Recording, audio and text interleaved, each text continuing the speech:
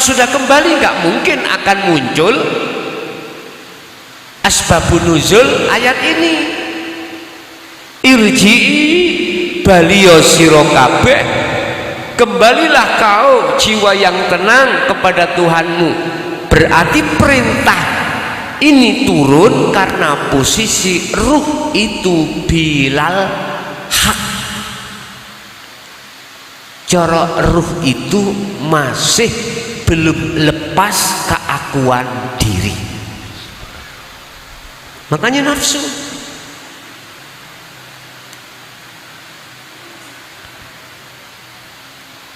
Jikalau itu sudah masuk, umpama nggak mungkin ayat ini berlaku, irji'i nggak berlaku. Kados kala wau, Bapak Ibu monggo mlebet ning jero krana ngajine arepe dimulai.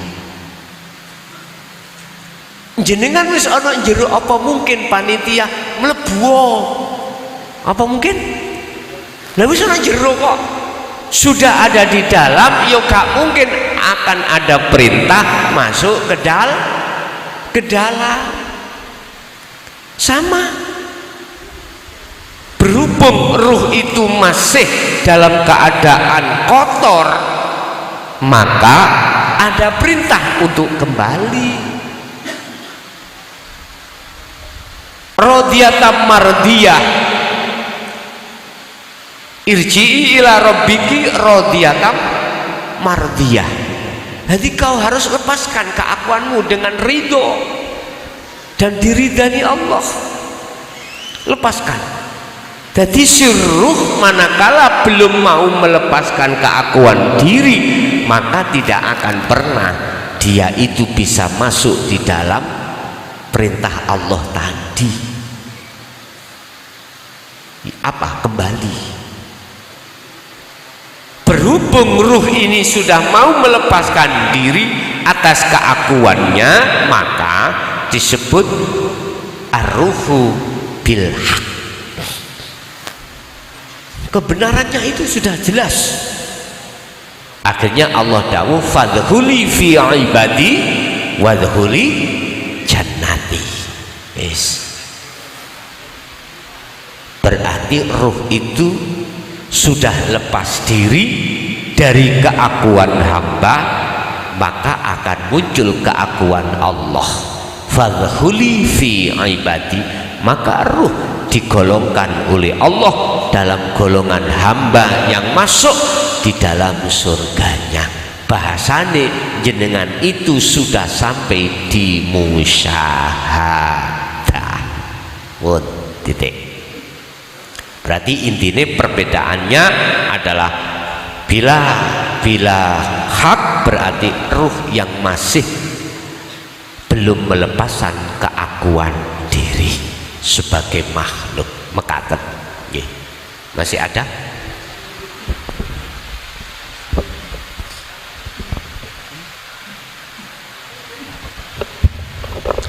Assalamualaikum warahmatullahi wabarakatuh. Saya Zainuddin dari Talun. Saya mewakili teman saya yang ingin ikut berbaiat. Apakah setelah ini ada pembaiatan? Terus pertanyaan yang kedua, ketika kita masih dalam proses suluk, terus kita terjatuh, apakah itu bisa membatalkan terhadap suluknya itu? Demikian dari saya. Wassalamualaikum warahmatullahi wabarakatuh. Waalaikumsalam warahmatullahi wabarakatuh. Pertanyaan pertama tadi, apakah ada beatan lagi gitu dah? Yang jelas saya mengikuti panitia aja, ya, mengikuti pengurus, mengikuti Sahibul Bait. Untuk malam hari ini diadakan baiat atau tidak, saya mengikuti aja. Yang jelas nanti kalau biasanya di luar bulan Ramadan itu setiap hari Sabtu jam 4 sore. Kalau di pondok itu saya mulai tanggal 27 April hari Sabtu, rutinan saya buka kembali hari Sabtu. Beatnya itu ba'du asar jam 4 sore.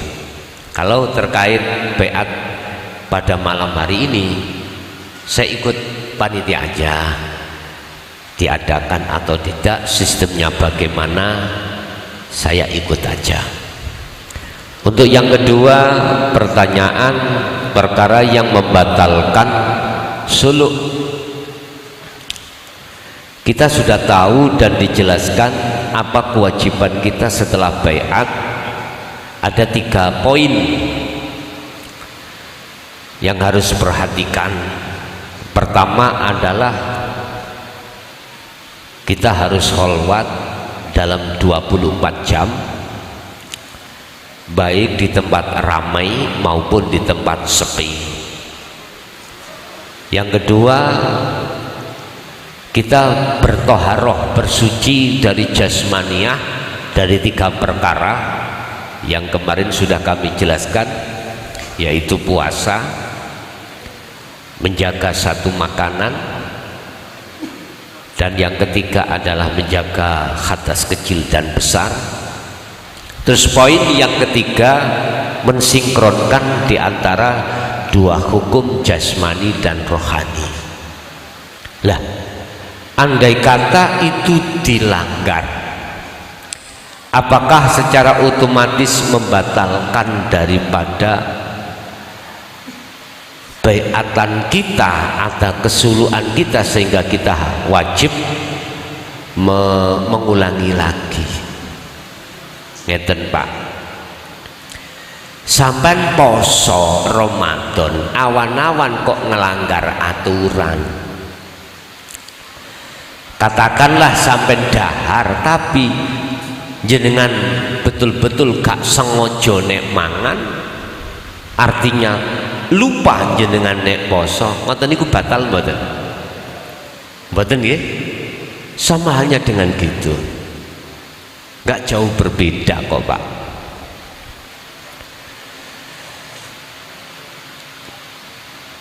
Yang menjadikan batalnya baiat dan suluk adalah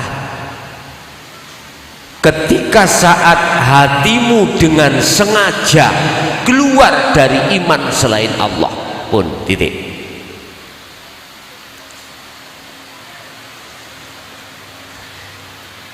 Ketika saat jenengan dengan sengaja keluar keimanan dari Allah, itulah yang membatalkan daripada baiat ataupun kesuluhan jenengan.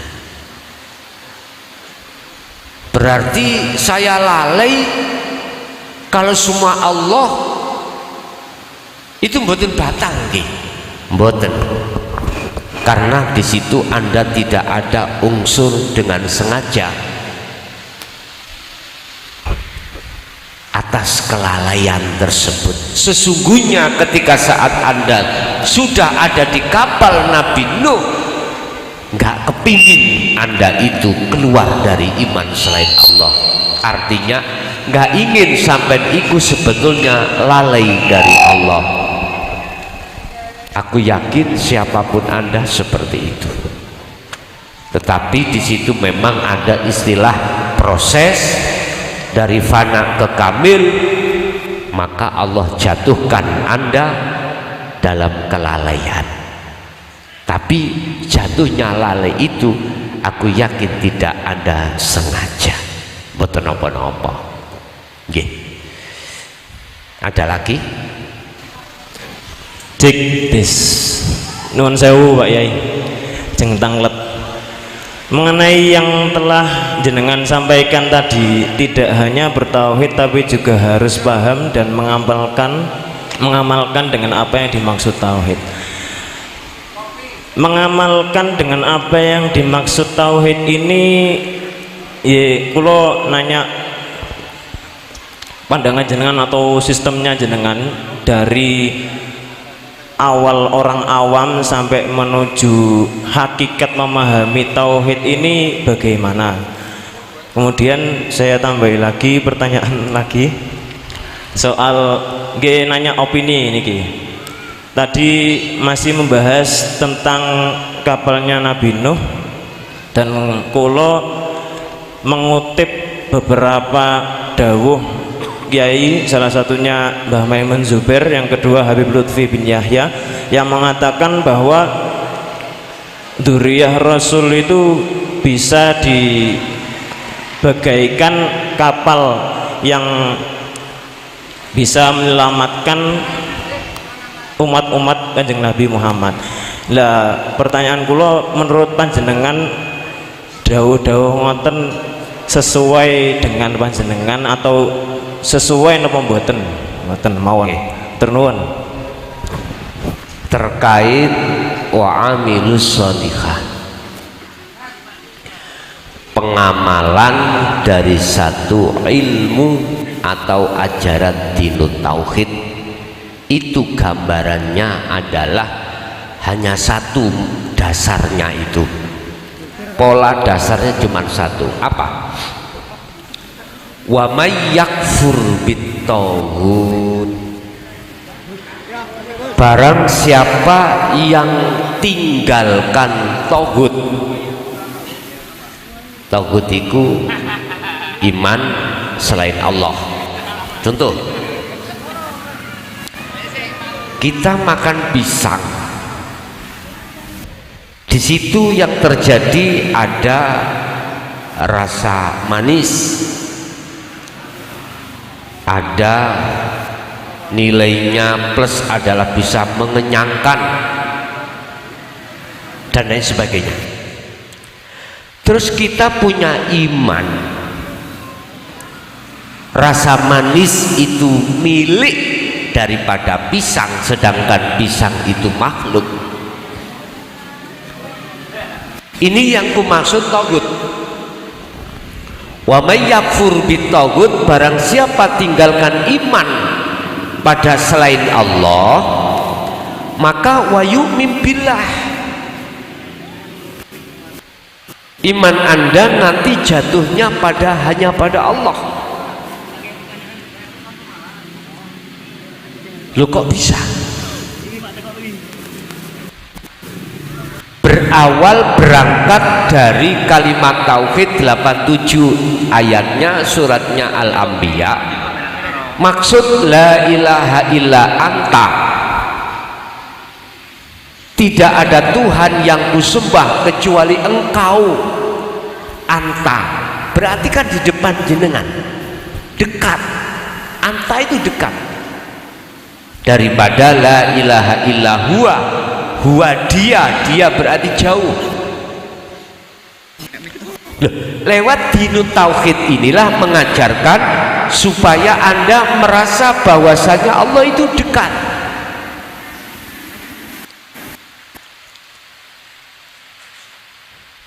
Bahkan Allah katakan dalam satu ayat, wa idza sa'alaka ibadi anni fa inni qaribun. Muhammad, ketika hambamu ada yang bertanya tentang aku, kata Allah, jawablah, inni qaribun, sesungguhnya aku Allah itu dekat. Bahkan dekatnya lebih dekat daripada urat nadi. Loh, inilah Bapak Ibu yang nantinya akan menghasilkan hati jenengan itu tidak beriman terhadap pisang, akan tetapi beriman pada Allah. Kalau Allah itu sudah dalam hati jenengan sudah terasa dekat.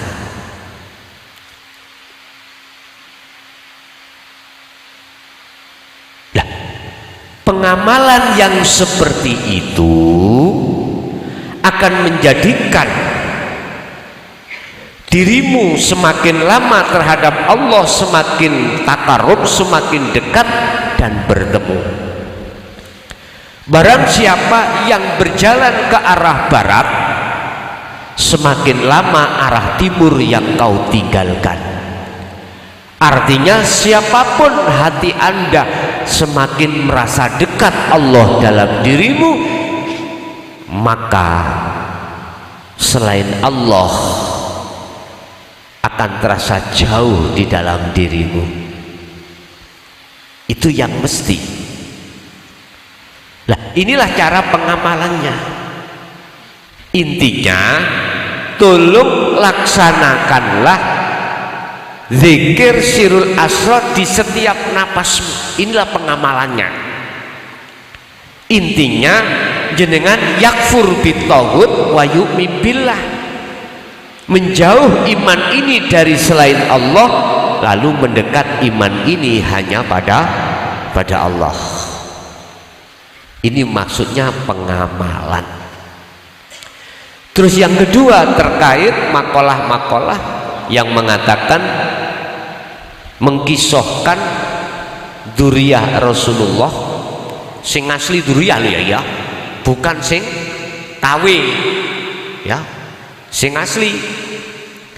Ada KW loh Pak, duplikat ada.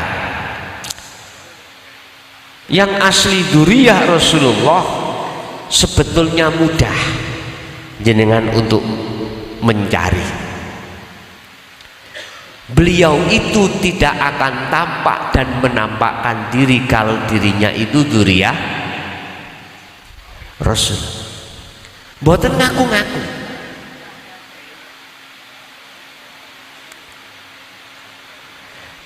Kalau ngaku-ngaku berarti itima. Ada indikasi. Ada indikasi, berarti jelas itu KW itu bukan asli. Lah, dari pertanyaan panjenengan terkait ajaran dzurriyyah Rasul itu bisa menyelamatkan umat, bagaimana saya mensikapi? Mungkin jenengan bisa melihat dari surat Az-Zumar tadi, ayat berapa itu terkait masalah syafaat, ayat 14 kalau nggak salah, Az-Zumar ya.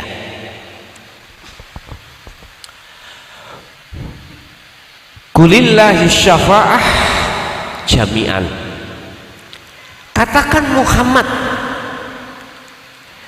lillahi ku tetap kedue Allah apa asy-syafa'atu utawi pertolongan iku jami'an kelawan sekabehane milik Allah. Kalau jenengan kali kula melihat makhluknya, siapapun makhluk sekalipun itu dzurriyyah asli, nggak bisa Pak mensyafaati terhadap orang lain secara pandangan hakikat loh ya. Sebab kita makhluk itu sifatnya itu berlawanan dengan sifat wajibnya Allah.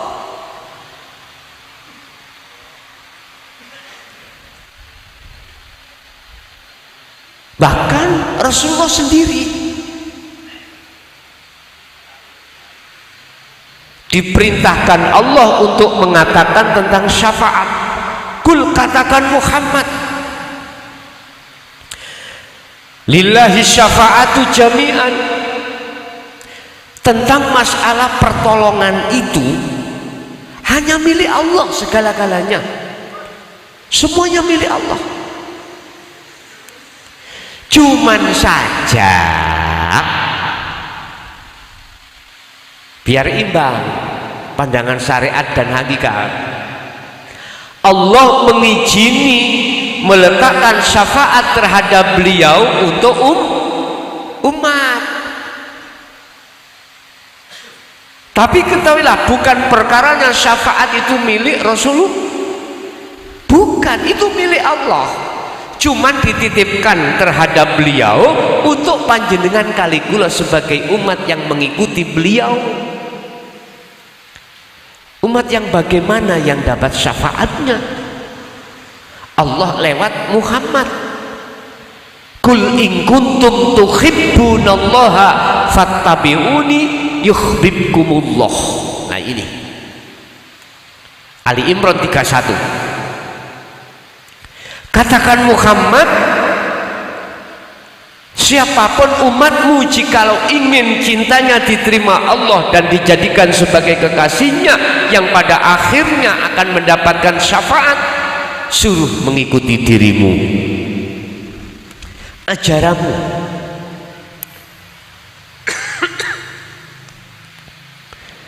Ajaran Rasulullah sesungguhnya itu tidak hanya bersyariat saja, Pak.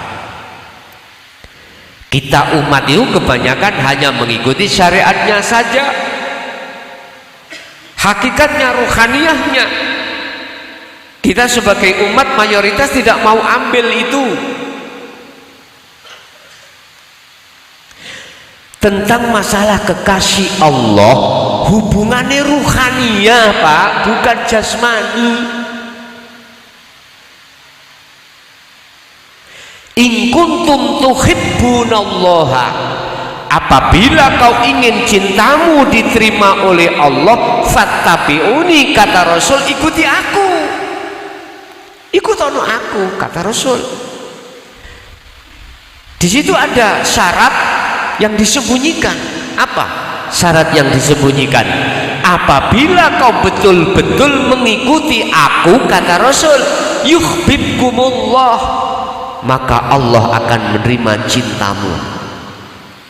Sebab cintamu terhadap selain Allah yang tadinya terhadap duniawiyah kau lepaskan. Itu syaratnya. Wa yaghfir lakum dzunubakum. Bagaimana kesalahan kita? Sebelum kita dijadikan Allah sebagai kekasihnya, kita mencintai selain Allah. Wa yaghfir lakum dzunubakum, diampuni oleh Allah. Lah ini karena kita mengikuti ajaran Rasulullah tidak hanya secara syar'i tapi juga secara hakiki. Nah itulah.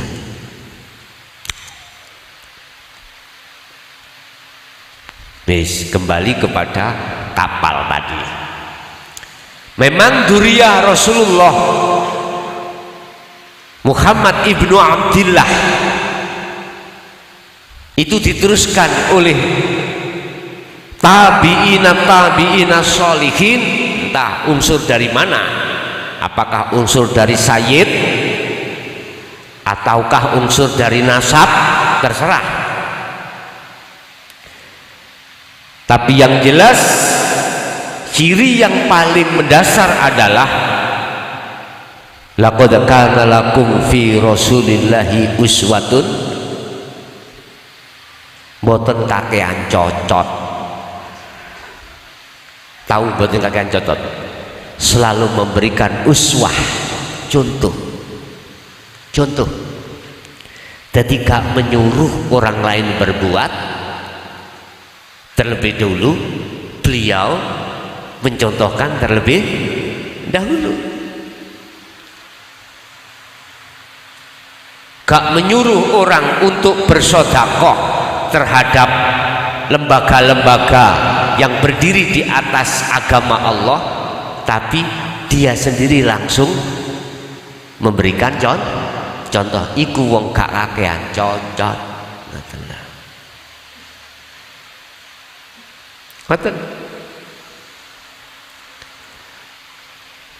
Ngongkon budal dheweke ora budal. Iku mau idatul hasanah, ya toh? Gak uswatun hasanah. Dzurriyyah beliau itu kasih contoh. Kasih contoh yang benar. Jadi gak menyuruh orang untuk memuja pada dirinya, sebab dirinya juga makhluk. Sembahlah siapa yang aku sembah, bukan sembahlah aku. Loh itu loh Pak, gak diucapkan secara lisan. Pujalah aku, enggak. Pujilah aku, hormatilah aku, enggak. Gak diucapkan secara lisan, tapi hati ini mengharapkan supaya dimuliakan. Ya itu maksudnya. Gak harus diucapkan, enggak. Kalau para dzurriyyah Rasul lepas daripada itu. Nah, apakah beliau-beliau itu kapalnya bisa menyelamatkan beliau? Kalau kita mandang dari sisi syariat, seakan-akan kapal itu yang menyelamatkan.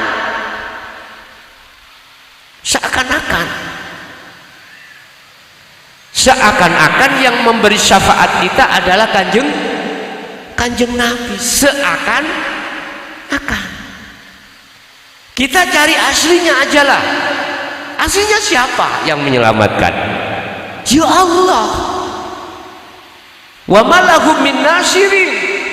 Di situ tidak ada yang bisa menolong, mendapatkan pertolongan, kecuali pertolongan itu datangnya dari Allah. Bagaimana mungkin saya bisa menolong pada orang lain, wong saya menolong diri saya itu nggak bisa. Wong patung ya Pak, kok nulung. Saya ini patung, bagaimana bisa nolong patung yang lain? Wong nulung patung saya sendiri, ya nggak bisa kok. Masa sih katanya bisa menolong patung yang nggak bisa? Ikut coro asli nih. Kalau coro syariate, oke lah, saya maklumi. Tapi tolong imanmu yang ada di dalam dadamu jangan selain Allah. Itu, logika ini Pak.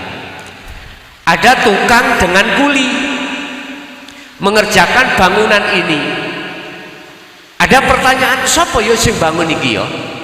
Mesti sampai iku nuduhe tukang dan kuli. Terus yang kasih izin tukang dengan kuli siapa Pak? Pemborong toh? Pemborong. Jadi sing duwe job, yang punya tender itu pemborong. Coba pemborong yang punya tender itu tidak menyuruh jenengan kali kula sebagai tukang kulit bisa bekerja jenengan, gak bisa. Memang Pak, koyoke tukang dan kuli yang membangun bangunan ini, tetapi aslinya yang memiliki semua aktivitas di dalam pertukangan dan perkulian itu adalah pemborong.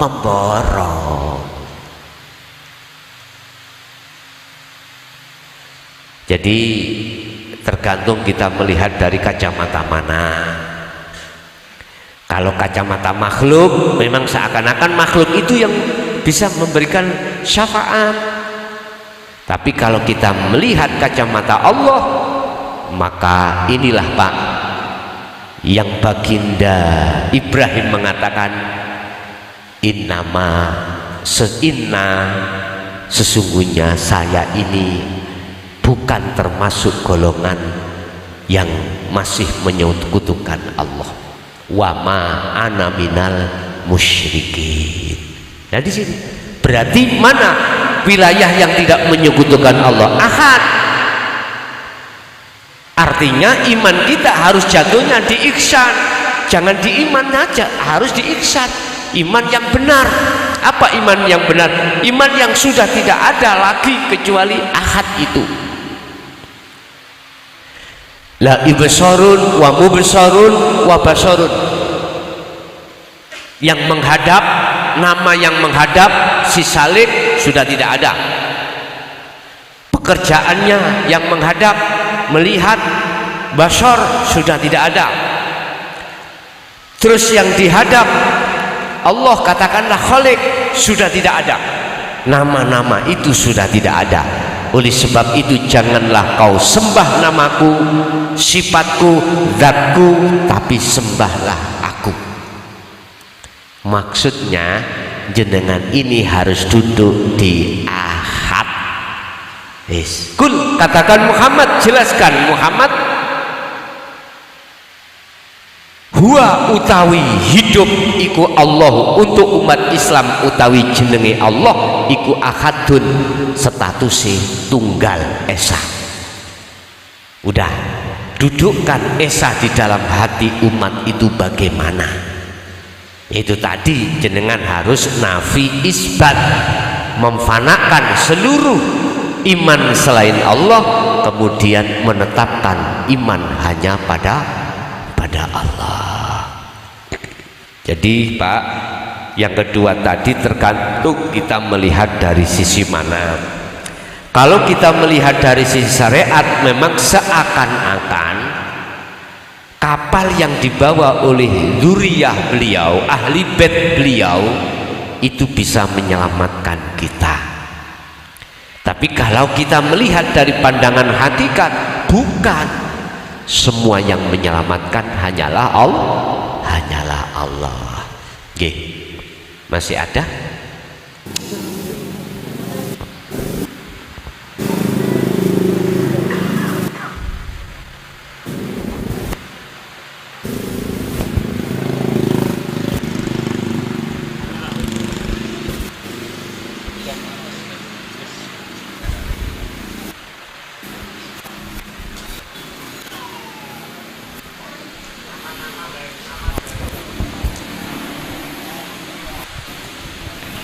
Halo. Assalamualaikum warahmatullahi wabarakatuh. Waalaikumsalam warahmatullahi wabarakatuh. Nama Abdul Basit dari Salak Brojo, Kedunguni. Niku isi Pekalongan Pak nggih. Nggih, Pekalongan, nggih. Nggih. Pertanyaannya wae Gus.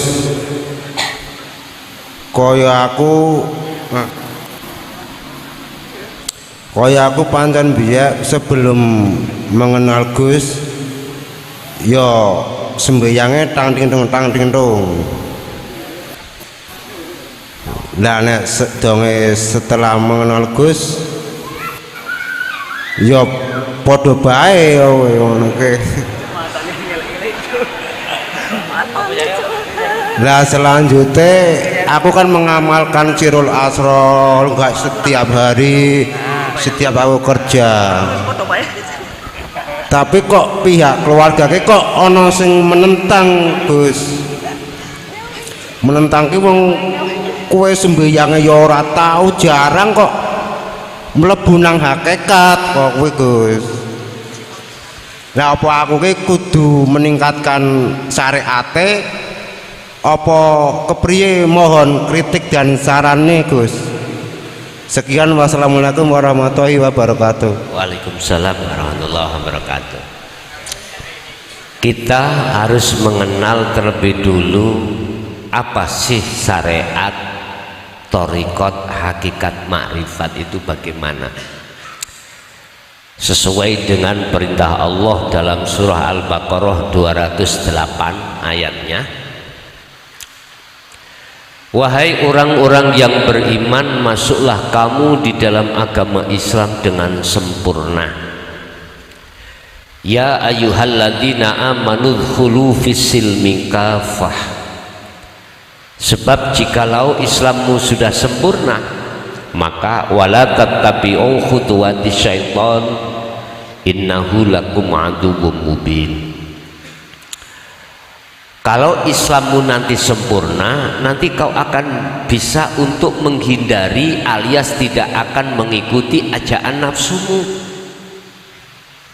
Sebab innahu sak temene nafsu dalam dirimu lakum kedua sira kabeh iku aduun mungsuh mubinun yang pertelo, mubinun yang jelas. Berarti kesempurnaan Islam di sini ada 4 tahap: syariat, thariqah, hakikat dan makrifat.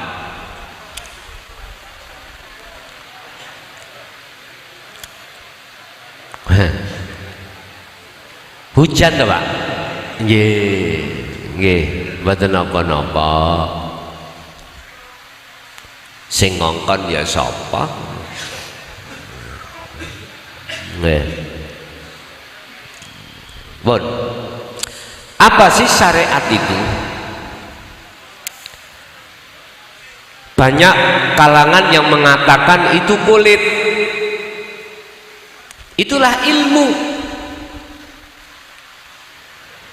ilmu untuk menata hablum minan nas,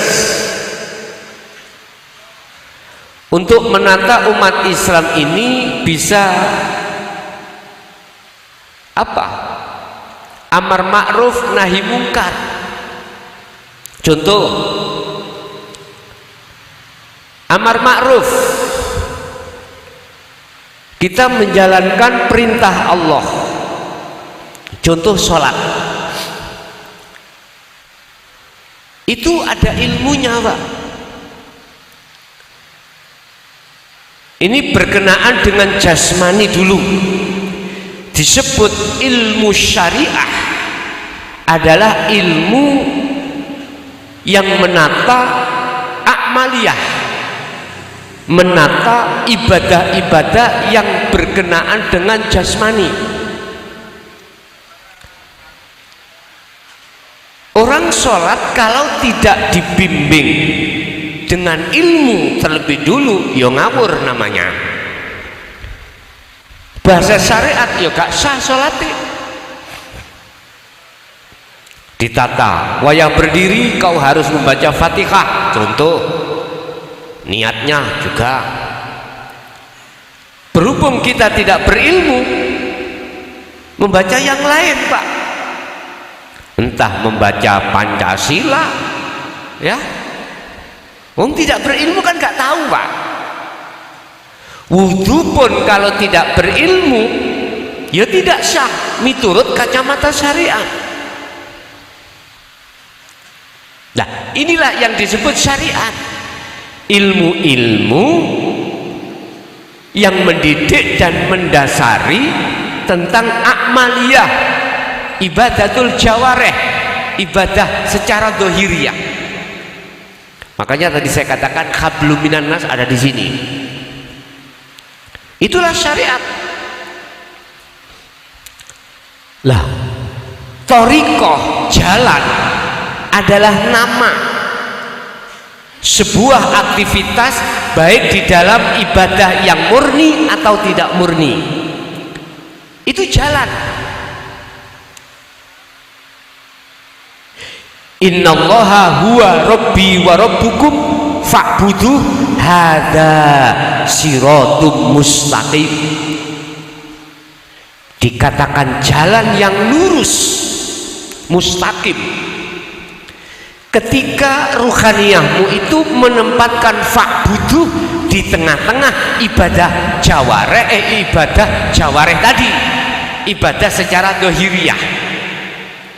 Berarti nama dari sebuah aktivitas, baik ibadah murni atau tidak murni, itu disebut thariqah, jalan. Lah Allah hadapkan jalan ini maksudnya cuma satu, untuk menemui Allah. Sebab Allah itu ya di dalam tengah-tengah aktivitas sholat atau di luar aktivitas sholat. Contoh dahar, jikalau tidak ada Allah yang melayani diri kita sebagai makhluk makan, nggak bisa makan Pak. Kalau Allahnya tidak ada di sini, tangan kita tidak akan pernah bisa mengangkat nasi, mulut gak bisa mengunyah makanan, tenggorokan gak bisa menelan, organ tubuh di dalam gak bisa memproduksi vitamin atau yang lainnya, gak bisa kalau tidak ada Allah di sini. Makanya hakikat adalah tujuan. Apa tujuan Anda? Bertemu Allah. Titik. Nah, tujuan ini bila mana tidak dibukakan ilmunya untuk supaya tujuan itu benar sampai pada tujuan, nggak bisa Pak. Harus dibukakan ilmunya. Bagaimana bertemu Allah dengan benar, itu harus kita sampaikan ilmunya. Kalau enggak, sama nggak bisa. Nah, kalau sudah berhakikat, maka terakhir makrifat. Apa makrifat? bertemu Allah. Tujuan bertemu itu hakikatnya, lah nyatanya hakikat disebut makrifat, yaitu bertemu Allah. Dengan begitu maka kita simpulkan, selama ini kita sholat sudah bertemu Allah apa belum? Belum. Ketemunya pasar, ketemunya pekerjaan, ketemunya gendaan, ketemunya anak, istri, atau yang lain. Karena apa? Karena tidak diilmuni ilmu hakikat. Titik di situ. Ingat, Allah katakan di dalam surah Al-Kahfi tentang bertemu Allah. Wa man kana yarju liqa'a rabbih falyamal amalan sholihan. 1, 2, wala yusyrik bi ibadati rabbih ahada. 2 cara kita ingin bertemu terhadap Tuhan pada Allah. Pertama, jenengan harus wa amilus sholihah, ruhaniyahmu harus ada hakikat. Laksanakan ilmune di tengah-tengah amal itu. Kalau sudah sampai laksanakan, hati jenengan masuk dalam golongan mingkol bin zahidin. Yang kedua, jenengan iki tidak boleh menyekutukan dengan apapun ketika saat sholat. Artinya rasa keakuan diri yang bisa sholat hilangkan. Ojo rumangsa yen awak dhewe sing iso sholat. Artinya isbatkanlah, tancapkanlah di dalam keimanan hati kita masing-masing bahwasanya yang berhak memiliki, yang berhak menjalankan, yang berhak bisa menjalankan itu segala-galanya adalah anak Allahnya itu.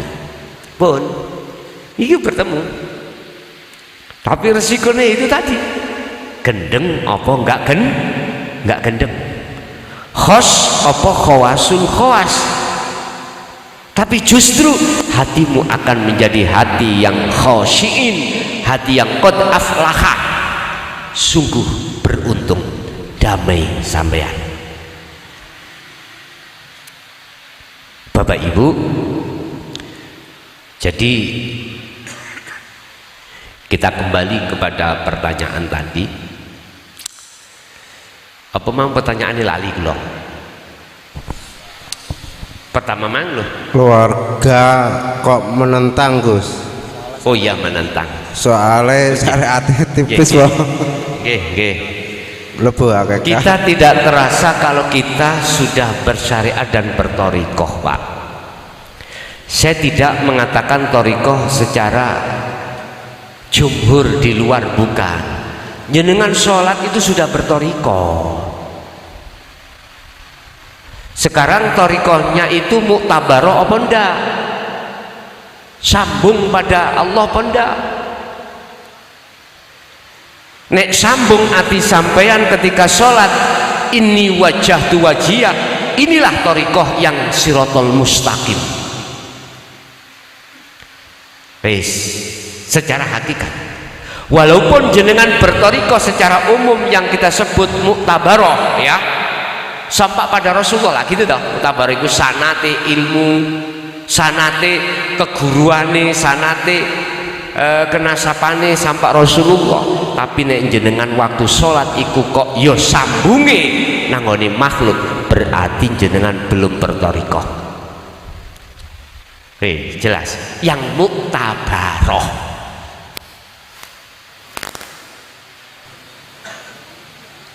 Menisan kula ngomong, dene ana sing lara ati ya ora apa-apa.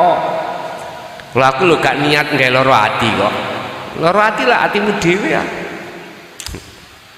Yang jelas inni lakum minhu nadhirum mubin. Nek jenengan ora mau tak nasihati, terserah, itu bukan urusan saya. Kembali kepada thariqah. Thariqah muktabaroh yang sambung iku sampean kudu sambung nang Allah, bukan sambung ke makhluk. Ini pandangan hakikat, bukan pandangan syariat. Jikalau jenengan iku mau sudah berilmu dan bersolat, berhakikat, akhirnya sambung pada Allah, inilah sebetulnya jenengan iku thariqahnya itu muktabaroh. Sepanjang Al-Quran tentang masalah menghadap, nggak boleh di situ ada perintah menghadap kepada makhluk, nggak ada, Pak. Quran 30 juz tak oyak-oyak. Tahu tak oyak-oyak, men? Saya cari, Pak, tentang masalah penghadapan diri kepada Allah. Itu terdapat di dalam surat Al-An'am ayat 79 secara terang-terangan. Inni wajjahtu wajhiya lilladzi fataras samawati wal arda hanifan wa ma ana minal musyrikin. Kalau penghadapan untuk menghadap pada Allah, banyak ayat yang mengatakan, cuman tidak ada satupun ayat yang menjelaskan tentang menghadap kepada makhluk, nggak ada. Selalu pada Allah. Fa'ainama tuwallu fathamma wajhullah, wajai Allah. Nggak ada wajai klason, mboten enten, Pak. Selalu wajah Allah, nggak ada wajai makhluk, mboten enten. Jadi tentang masalah penghadapan atau sering kita sebut sebagai robitoh, di dalam Al-Quran nggak ada yang menjelaskan kalau diperbolehkan untuk menghadap pada selain Allah. Urusan jenengan percaya gak percaya bukan urus aku. Saya cuman menasehati aja, meluruskan apa yang telah disampaikan Rasulullah. Sampai nek gak percaya, ketika jenengan kholwat masuk di dalam alam lahut, tanya beliau.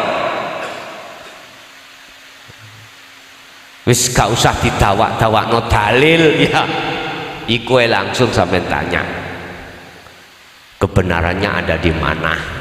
Ya sudah, kan aku sudah ngomong, kalau beliau apa yang kusampaikan beliau tidak menyampaikan seperti apa yang kusampaikan ini, dan artinya apa yang kusampaikan itu tidak pernah disampaikan Rasulullah, tak tutup. Ngajine enak gak keloyongan tutup Pekalongan, nang omahe kelon bendino.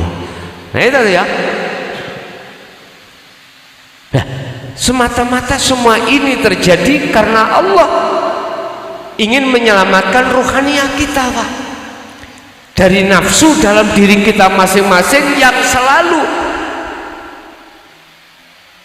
mengajak hati kita lalai pada Allah dengan berbagai modus macam-macam. Ono modus sing ngaku-ngaku duriyah Rasul supaya jenengan mengikuti, menghambakan diri, memuja dan lain sebagainya, alias jenengan dijadikan sebagai budaknya mereka, jenengan gak terasa. Bang Rasulullah nggak pernah seperti itu. Malah beliau mengatakan, innama ana basarum mislukum, aku ini sama dengan kamu, sama manusianya. Jangan kau sembah aku, puja-puji aku. Sembahlah, puja-pujilah siapa yang ku sembah. Itulah pendidikan asli Rasulullah di situ. Lah, kita bisanya menyembah terhadap siapa yang disembah Rasulullah, jalurnya itu akan terjadi manakala kita betul-betul mengikuti ajaran beliau di jalur dinul haq. Pun titik. Jadi sikapan jenengan terhadap keluarga yang menentang, I know reckon you, ngaten mawon, aman. Jadi jenengan sudah memberikan pandangan, motivasi, kok tetap ra percaya, bahkan jenengan dikatain orang gila, ya udah, wis diem aja. Daripada gegeran Pak ya, wis diem aja, penak. Nanti aku yakin ada proses tersendiri Pak bagi keluarga kita. Untuk saat ini memang belum bisa menerima, nggak apa-apa, nggak apa-apa, maklum mono Pak, karena dulu kita juga seperti itu, nggak langsung percaya, kita masih nyaring-nyaring lagi, estu. Dan proses itu tidak salah menurut saya. Kita akan beriman terlebih dulu, kita ingkar, kita akan dalam masa mamang atau ragu-ragu, nggak apa-apa, itu proses. Suatu saat nanti kalau proses itu selesai, maka kita akan beriman. Cara dakwah Rasulullah itu seperti itu, tidak mudah menyalahkan orang lain dulu, memberikan maklum terhadap orang lain dulu, karena semua diri manusia ada prosesnya masing-masing. Tapi tetap Rasulullah menegaskan, apa letak penegasannya tentang masalah keimanan, tentang masalah penyembahan, tentang masalah pemujaan. Kalau sudah menyangkut masalah itu, beliau sangat keras, sangat keras. Diterangkan di dalam Al-Quran banyak, sehingga innal ladzina kafaru sawaun alaihim a'anzartahum am lam tundirhum la yu'minun.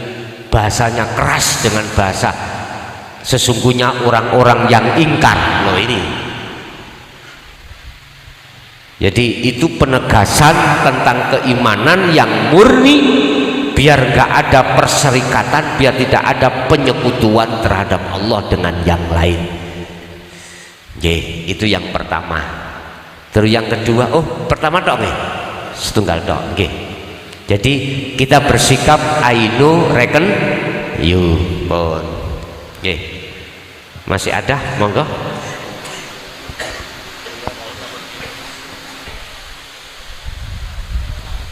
Assalamualaikum warahmatullahi wabarakatuh. Memperkenalkan Gus, nama saya Bapak Khairon, saking Desa Salakbrojo, Kecamatan Kedungmuni.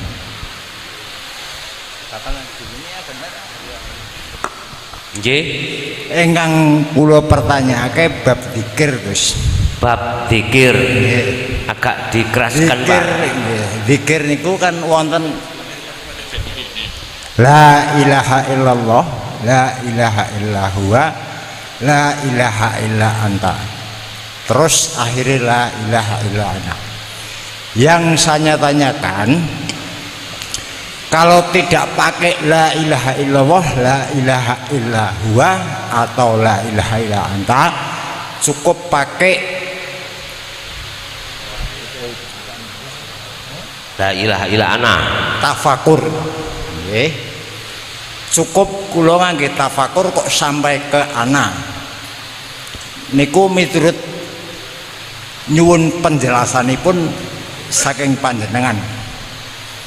Cukup semanten. Wassalamualaikum warahmatullahi wabarakatuh. Waalaikumsalam warahmatullahi wabarakatuh. Saya dari Mojokerto ke sini, saya tidak pakai mobil,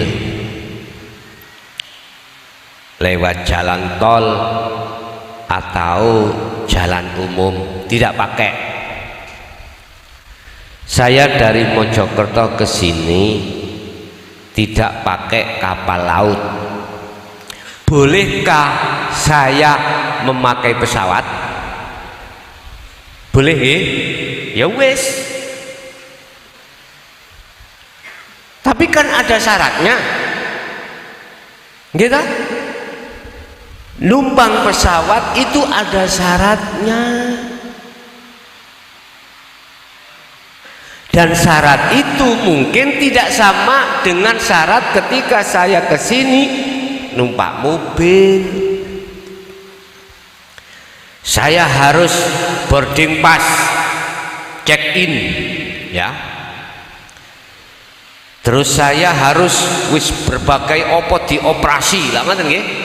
Di bandara itu kan ada security ngoreksi terhadap barangkali saya membawa senjata tajam atau bahan peledak.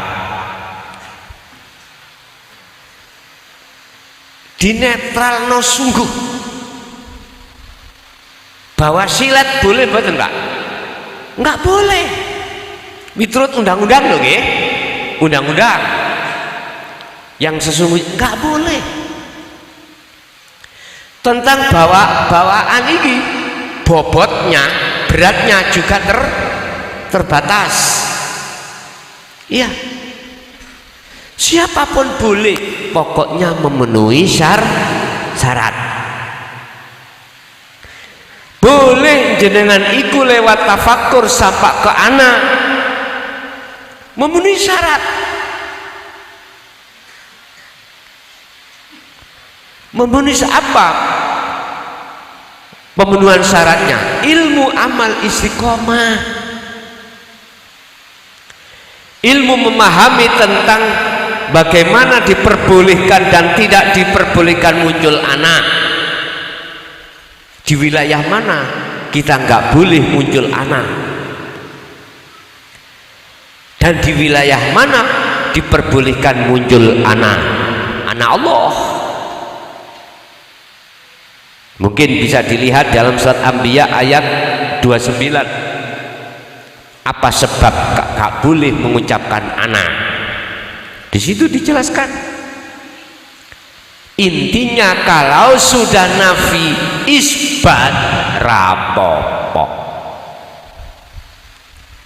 Jenengan sering sudah dibekali ilmu,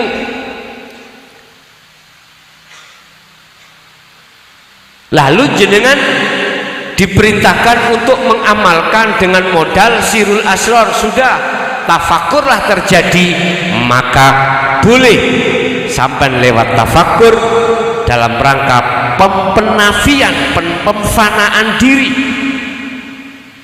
dari seluruh keakuan makhluk. Banjur anak monggo mboten napa-napa. Itu laksana jenengan numpak pesawat, syarat-syaratnya tercukupi. Check in Pak, sampai nek telat nggak boleh. Check in kan biasanya kalau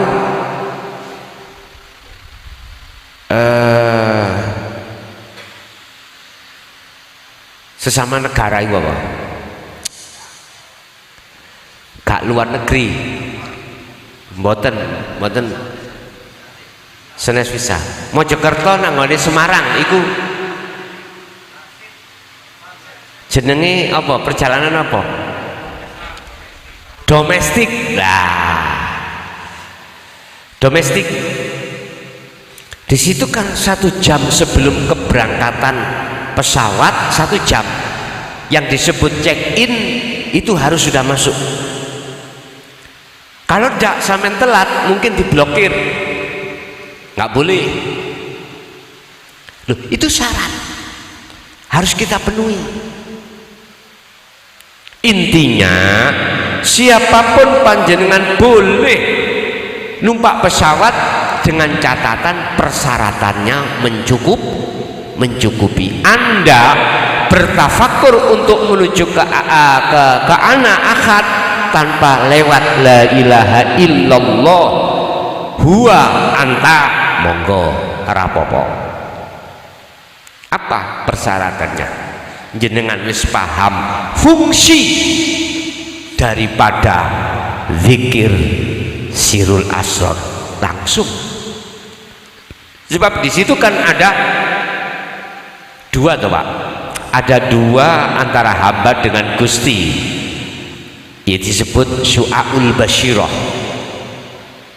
Harus kita fanakan kedua-duanya, akhirnya menuju ainul basyirah. Kalau sudah ainul basyirah berarti tinggal ahad, ya udah hakul basyirah, sudah benar. Lewat tafakkur jenengan memfungsikan zikir sirul asrar sampai pada ana monggo boten nopo-nopo. Gini ku cara perjalanan tercepat. Sebetulnya kalau sudah sampai hakul basyirah, jenengan di luar tempat sunyi alias di tempat ramai sakedep Pak, jenengan makrifat Allah itu wusul hanya sekedep. Apa tandanya? La yarawna li anfusihim syai'an. Dalam aktivitas apapun kok di dalam hati sampai sudah tidak ada pengakuan diri sebagai makhluk yang beraktivitas, maka akan muncul Allahnya yang beraktivitas. Itulah namanya makrifat.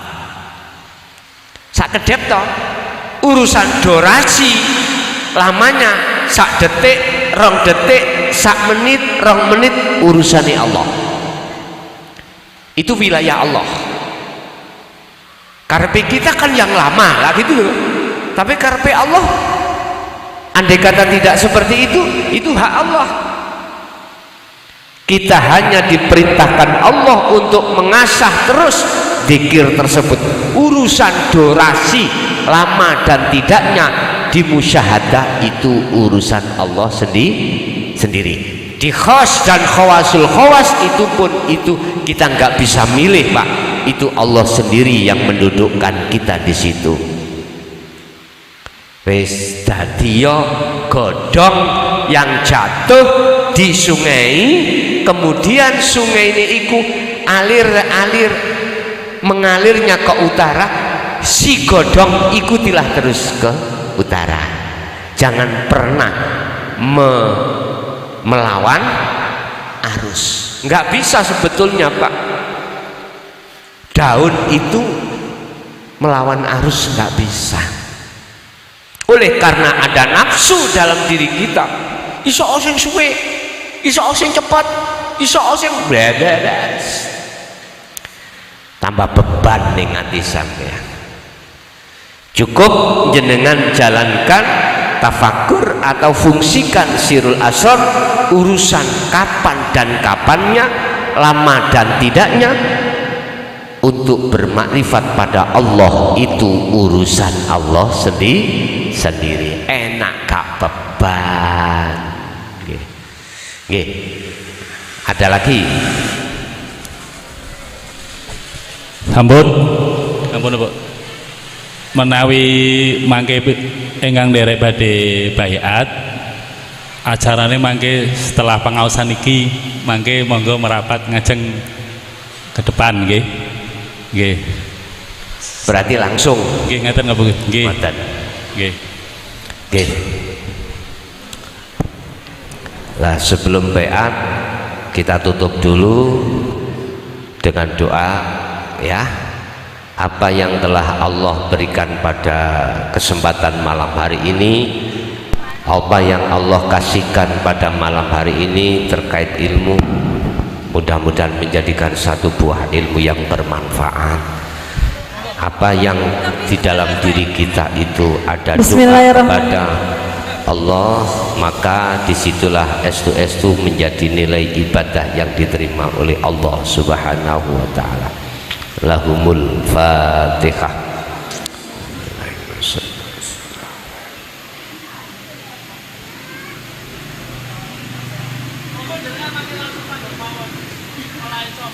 Pun ingkang derek beat kami suwun untuk membawa air walaupun walau biluk matin, walaupun sak ceglokan, sak kersa, sambil mempersiapkan diri untuk berbaiat. Perlu kami sampaikan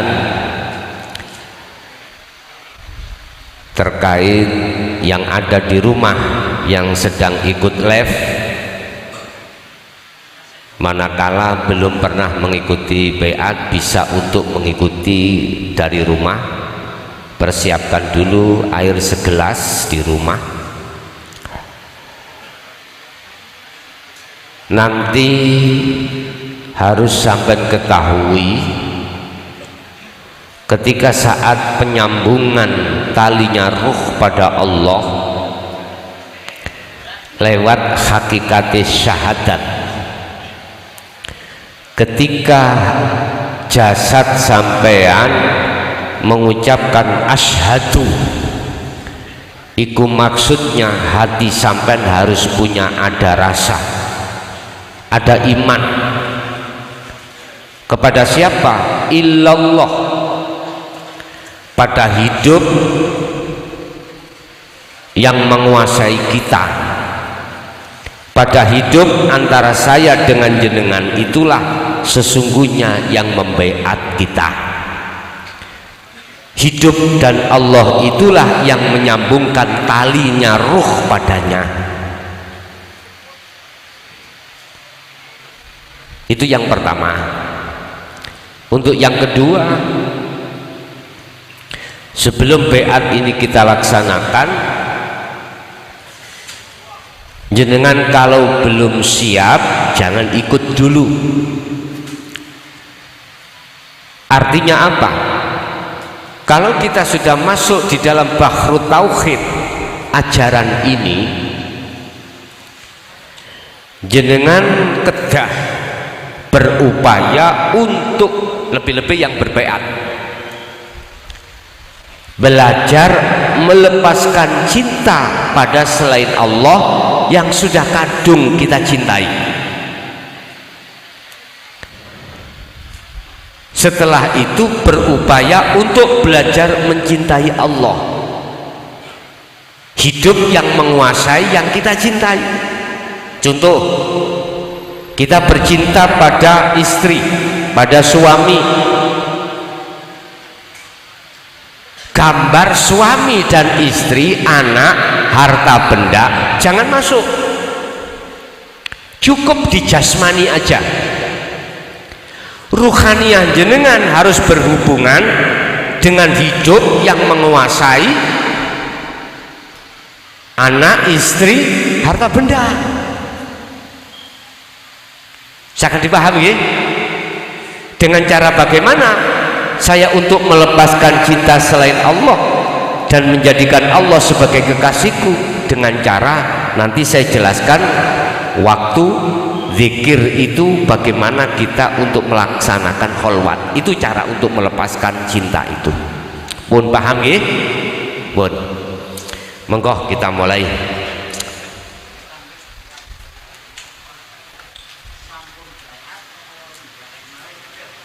Sampun beat opo angsal derek melih niki kula sing gak iso jawab. Nek umpama mboten angsal kok cik melegine, lah ngoten nggih. Umpama angsal sakno sing durung beat, jadi angsal Pak, monggo monggo tak jawab angsal mawon ya, ngoten nggih. Ila hadratin Nabil Mustafa Rasulullah sallallahu alaihi wasallam wa ala alihi wa azwajihi wa dzurriyyati wa qarbati wa ali baiti wa ashabil kiram. Syai'ulillahi lana wa lahumul Fatihah.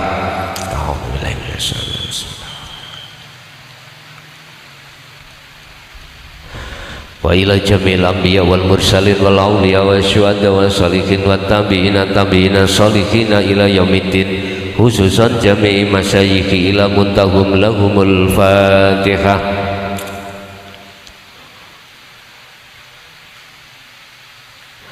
Wa ila abaina wa ummatina wa azdadina wa masyayikhina wa auladina wa azwajina wa dzurriyyatina wa ahli baitina, khususan jami'il arwah fi hadil majlis wa ghairuhum lahumul Fatihah.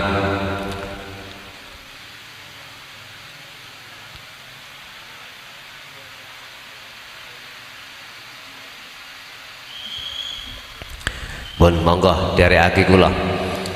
Bismillahirrahmanirrahim. Astaghfirullahaladzim, astaghfirullahaladzim, astaghfirullahal azim alladzi la ilaha illa huwal hayyul qayyum wa atubu ilaih astaghfirullahal azim astaghfirullahal azim astaghfirullahal azim alladzi la ilaha illa huwal hayyul qayyum wa atubu ilaih Allahumma shalli ala Muhammad wa ala ali Muhammad Allahumma shalli ala sayyidina Muhammad wa ala ali sayyidina Muhammad. Bismillahirrahmanirrahim.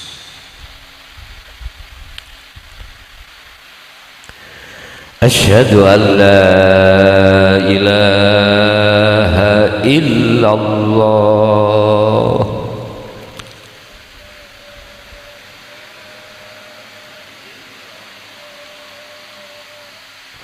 wa asyhadu anna Muhammadar Rasulullah. Asyhadu an la ilaha illallah wa asyhadu anna Muhammadar Rasulullah. Saya bersaksi sesungguhnya tidak ada Tuhan yang wajib kusembah kecuali Allah, yaitu wujud adanya hidup baik di dalam maupun di luar saya, dan saya bersaksi sesungguhnya Muhammad itu adalah utusan Allah, yaitu wujud adanya diri saya sebagai makhluk dan seluruh makhluk segenap alam menjadi perintahnya Allah. Saya tidak akan menyembah, memuja dan memuji kecuali padamu ya Allah. Saya tidak akan pernah mati kecuali selalu bersamamu ya Allah. La ilaha illallah Muhammadur Rasulullah. Al-Fatihah.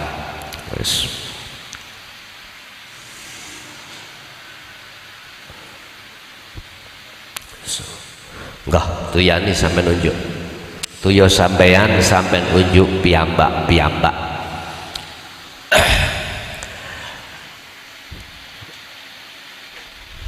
Setelah berbaiat pada malam hari ini ada 3 poin yang jenengan jaga semampu panjenengan. Dimulai pada hari ini. Yang 3 poin adalah bersuci diri dari syirik, berarti ruhaniyah. Yang kedua, bersuci diri dari maksiat jasmani. Semata-mata itu untuk bisa bertemu pada Allah di dunia, lebih-lebih di akhirat. 3 poin tersebut adalah: 1, mulai pagi sampai sore sampai pagi lagi, gunakan hatimu selalu berzikir pada Allah tanpa ada hitungan. Zikir yang mana yang dimaksud bisa bebersih diri dan bertemu pada diri sejati, yaitu Allah. Wadhkur isma rabbika bukratan wa asilah wa minal laili fasjud lahu fasabbihu lailan tawilan. Al-Insan 25-26. Muhammad mulai pagi sampai sore, malam yang panjang artinya sampai pagi lagi. Gunakan hatimu selalu mengingat aku. Zikir dan mengingat yang bagaimana yang dimaksud dari ayat itu. Padahal ayatnya wadkur isma rabbik, isim nama. Apa dengan nama itu bisa bertemu? Bukan, Pak. Memang awalnya nama, tapi bukan nama yang jenengan temui. Tapi dengan nama itu sebagai petunjuk untuk menuju yang memiliki nama. Contoh, saya bilang, Pak, mana pisang? Pisang lah nama toh? Iku petunjuk. Apa mungkin jenengan doding koling-koling apa? Klengkeng, kan gak mungkin. Mungkin yang jelas sampai menoleh mendoding wujudnya pisang. Memang isim nama Allah untuk umat Islam sebagai petunjuk, tapi bukan nama itu yang kita temui. Apa? Yang memiliki nama. Terus zikir yang mana yang kita tafakuri, yang kita selalu zikirkan untuk bisa membersihkan diri dari kotoran hati yang disebut syirik dan menemui diri sejati yang disebut wujudnya Allah. Wahum adzikru bisiril asrar, itulah zikir rasa, itulah zikir yang hati Anda sadar dan menyadari, tidak mengucap, bahwasanya semua apapun kondisi yang ada pada diri kita sumbernya dari Allah. Artinya harus Anda rasa, harus Anda imani, bukan saya ini makhluk yang mengucap, bukan saya ini makhluk yang beraktivitas, tapi saya maksudnya hidup dalam diri Anda. Itu loh wujudnya Allah ini. Artinya apa, Pak? Waktu pagi sampai sore ketika jenengan jasad beraktivitas, hati jenengan dikira sirul asrar.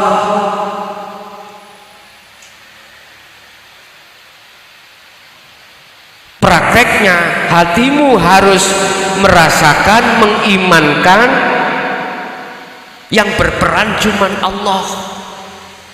Hidup itu wujudnya, jangan selain itu.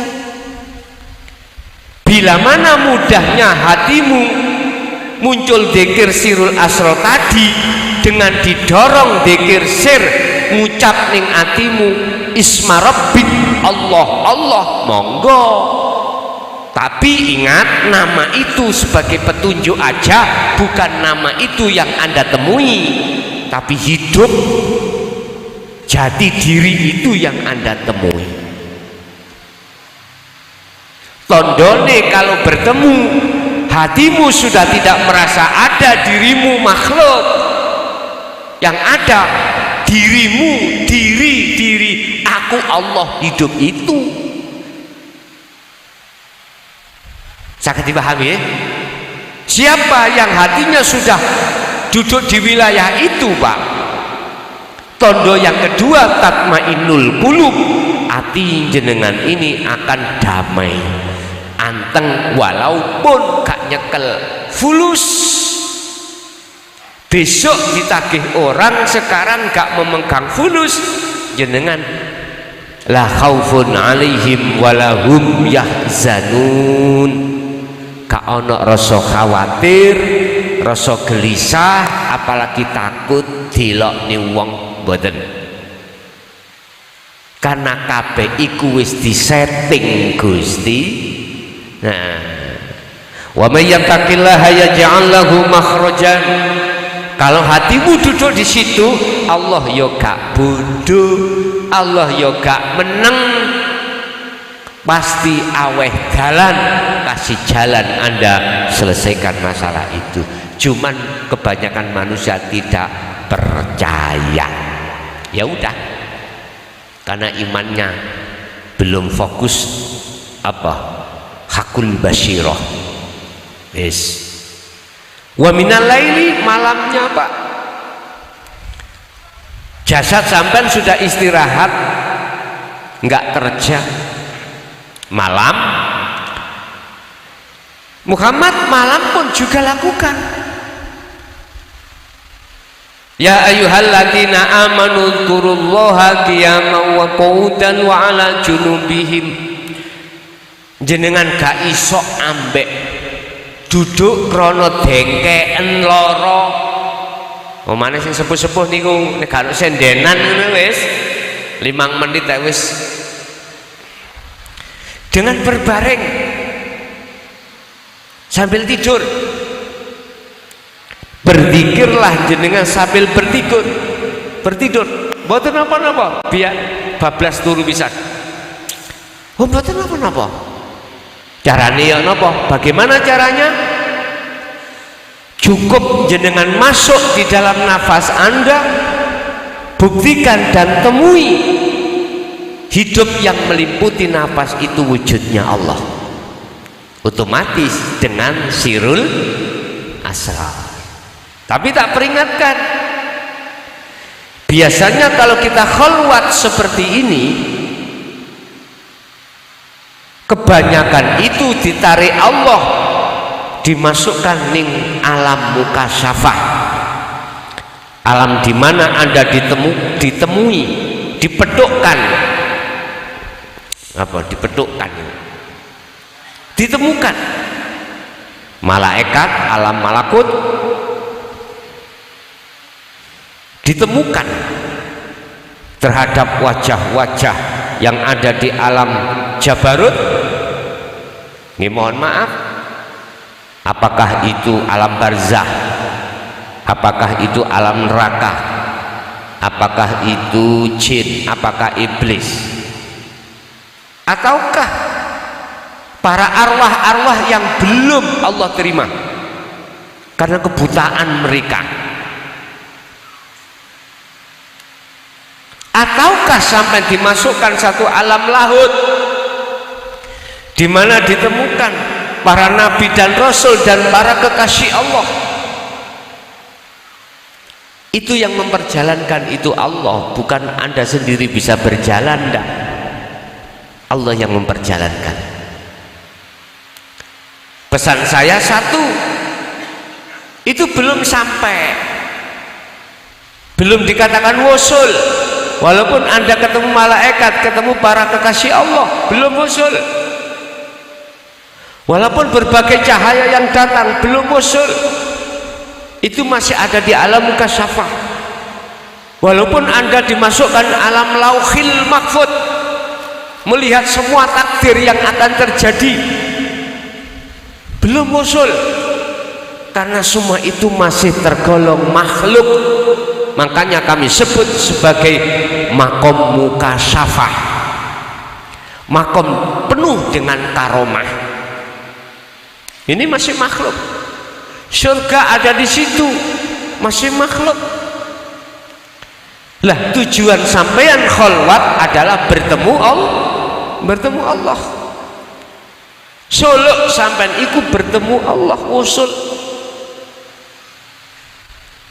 Anda jangan takut tatkala dalam proses perjalanan ritual ruhaniyah sampean melihat diri sampean keluar dari jasmani terus masuk di dalam alam mukasyafat. Jangan takut, sampean tidak akan takut manakala sirul asrar sampean beto Anda bawa. Fungsinya sirul asrar menancap di dalam hati jenengan, sampai tidak akan yakin Anda bisa berjalan sendiri. Artinya yang memperjalankan adalah Allah. Anda akan yakin di dalam diri iblis, jin dan semua makhluk adalah Allah. Nggak akan takut. Kadang-kadang ada yang takut, artinya takut nggak kembali.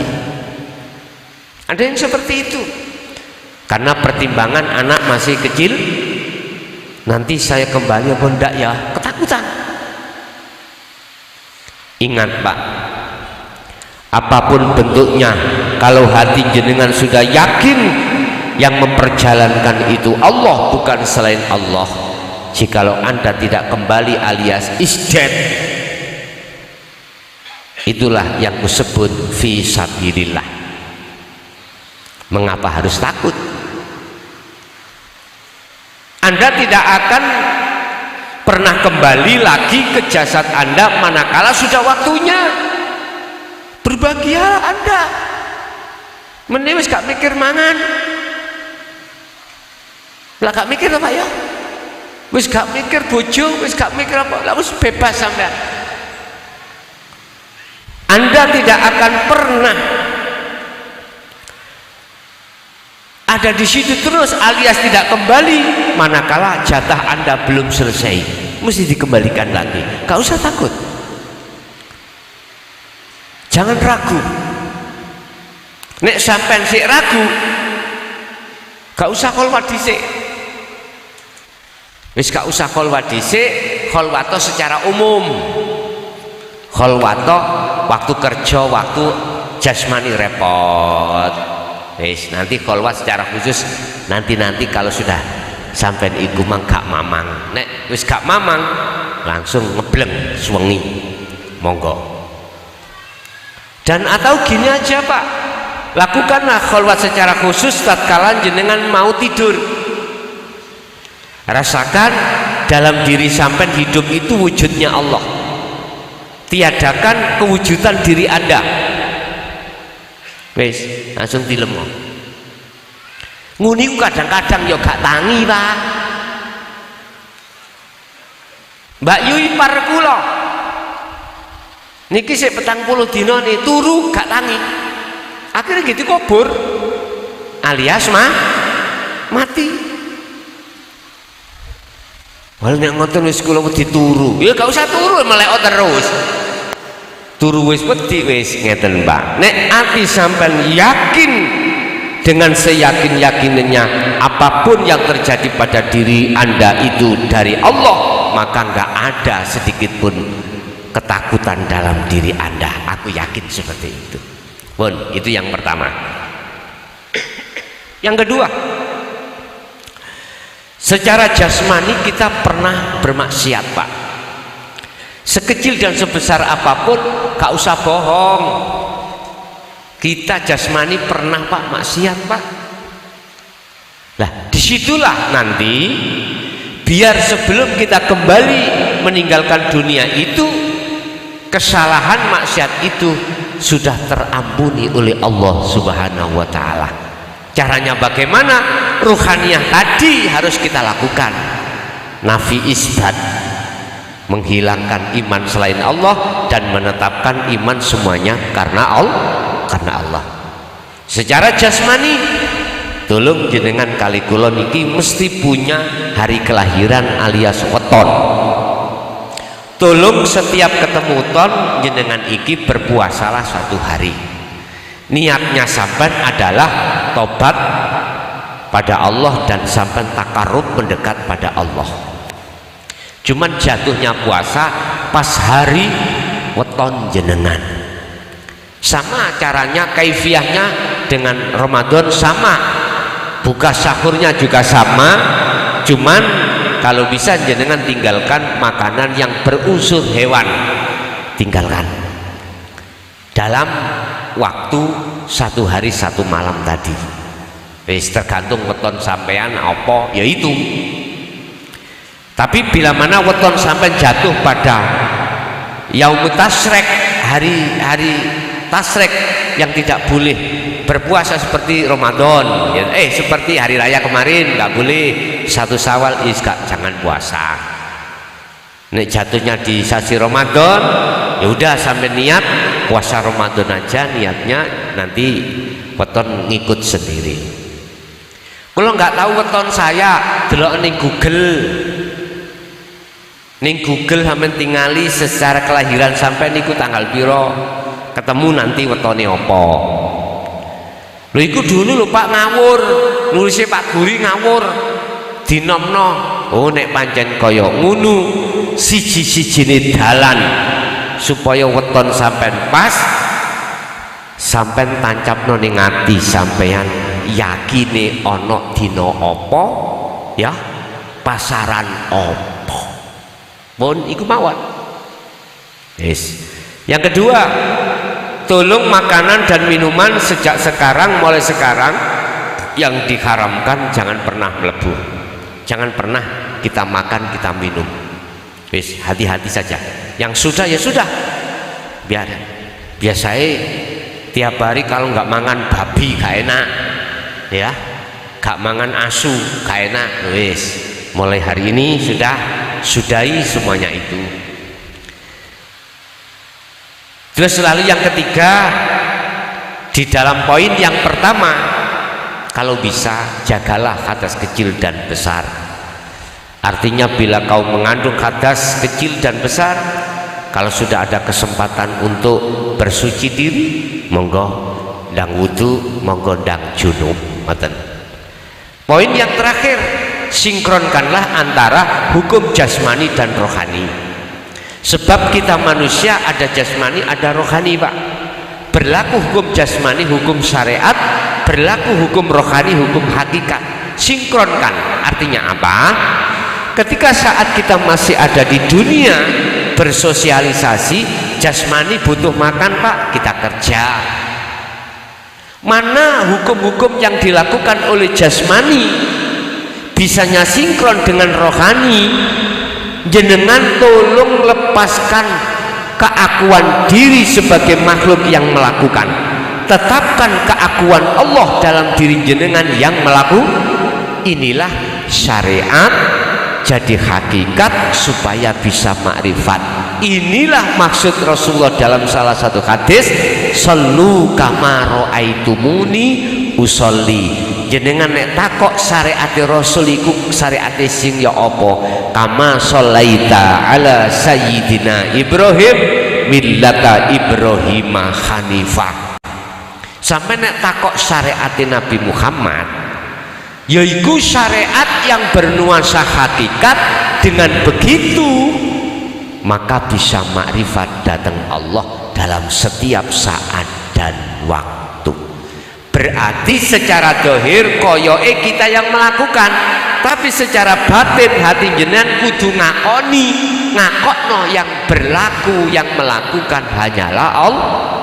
Allah hidup dalam diri jenengan. Bun anak sing takok lewat WA, lahumul Fatihah. Bismillahirrahmanirrahim.